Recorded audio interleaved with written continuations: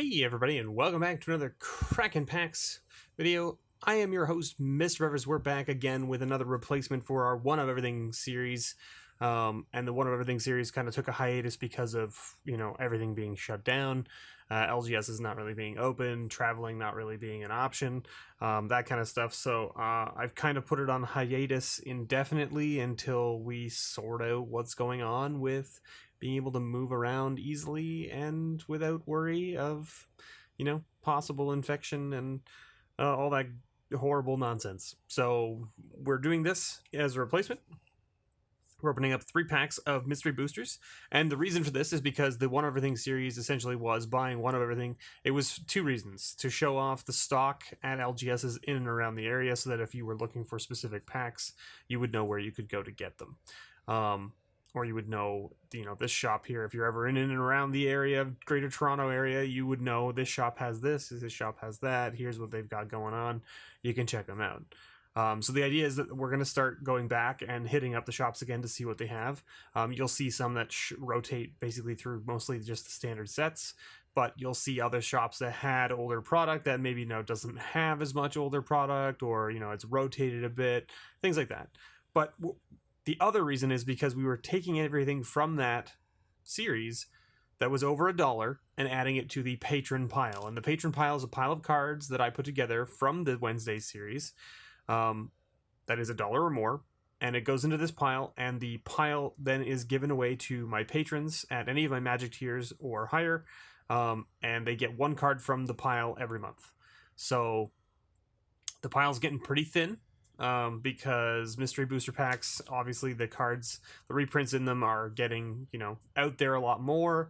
They're dropping in value a bunch because of that, so not get as many cards added to the pile as you would normally. And not only that, but like when we're doing the One of Everything, we're generally opening about 10 packs, but we're only adding like maybe 1 card per pack, and it's normally like the rare, maybe an uncommon from each pack. And even then the rares aren't always added, so I think we were adding on average about 5 to 6 cards a week at most. From the One of Everything series. Sometimes you get a week where you add 7 or 8 cards. And then I found that the mystery boosters were doing about the same. It's about like 5 to 6 cards per week, which was good. The difference is that I now have more patrons, so I'm giving more cards away from the patron pile each month, which means 5 to 6 cards a week is not keeping the pile up to speed with how many I'm giving out every month. So gonna have to revisit that and figure out what else I can do. In the meantime, let's get into these packs and hope we can find some cards to add to the patron pile. Don't worry, the patron pile is not going anywhere. If it ever does run out, I will work something out on my end where I put stuff in from like my personal collection, stuff that I've opened for the channel, all that good stuff. So there will always be a patron pile, and it will always be there moving forward. So let's get right into it. We're gonna have prices up in the top right hand corner for things of note. Basically anything I pause on, or anything that I see in editing when I check it and go, oh yeah, that was over higher than $1. I gotta make sure to put that up on the screen. Anyway, we've got a Leonin Relic Warder. These packs are also done in the fashion of Wooburg order. So you've got white, then blue, then black, then red, then green. Then you have a multicolor card, then you have a colorless card, which can be a land or an artifact, then you have a card that is M15 or older, and then you end up with your rare, and then you end up with your foil. So you can end up with 3 rares out of these packs, because you can get a rare in the M15 or older slot, a rare, of course, in the rare slot, and then you can also get a rare in the foil slot. So, lots of opportunity. So we had a Leonin Relic Warder and a Fiend Hunter. You can also notice here that the Wooburg order cards can be any rarity, so, and by that I mean any common or uncommon rarity, common or uncommon. I don't believe there's any rares in these slots. The only exception is Demonic Tutor is printed in the black slot, even though it's technically was a rare. It was reprinted as a rare in Ultimate Masters, but the printing of it in this is the common or the uncommon version of it. I believe, I can't remember. Anyway, Embodiment of Spring. We had a Fiend Hunter there, good. Impulse.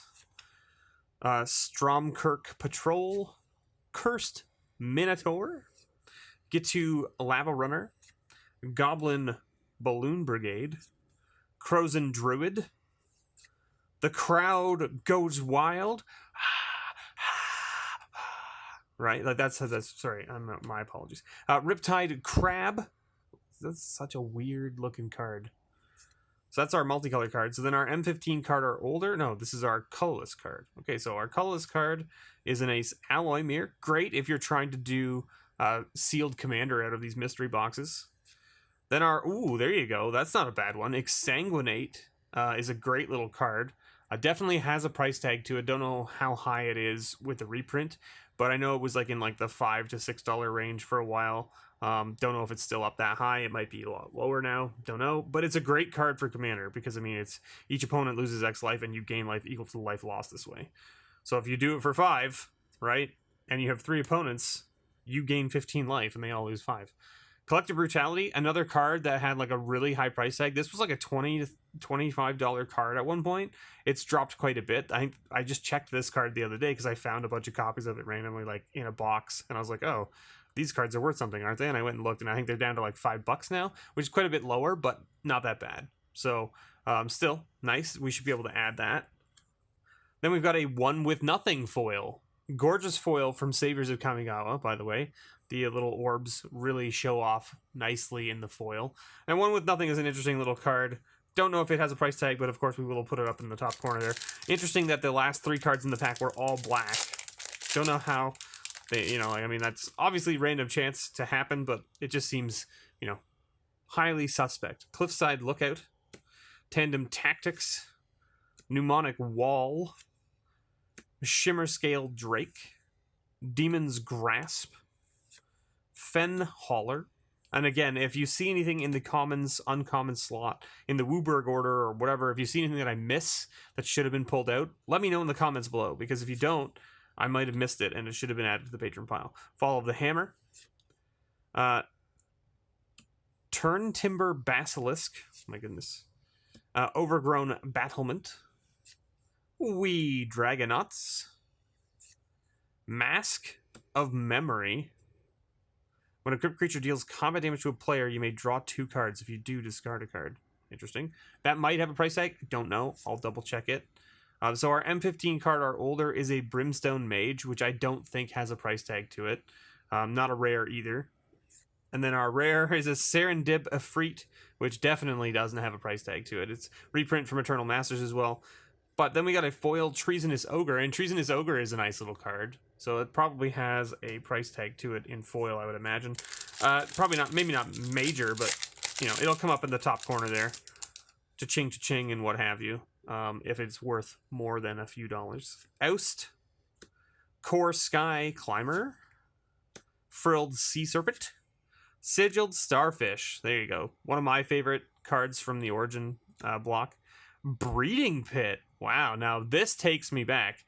This is a card that I actually haven't, I've never seen this art before for Breeding Pit, but Breeding Pit is a card that I remember from Fallen Empires because it was the card you needed to basically make Lord of the Pit a thing back in the day.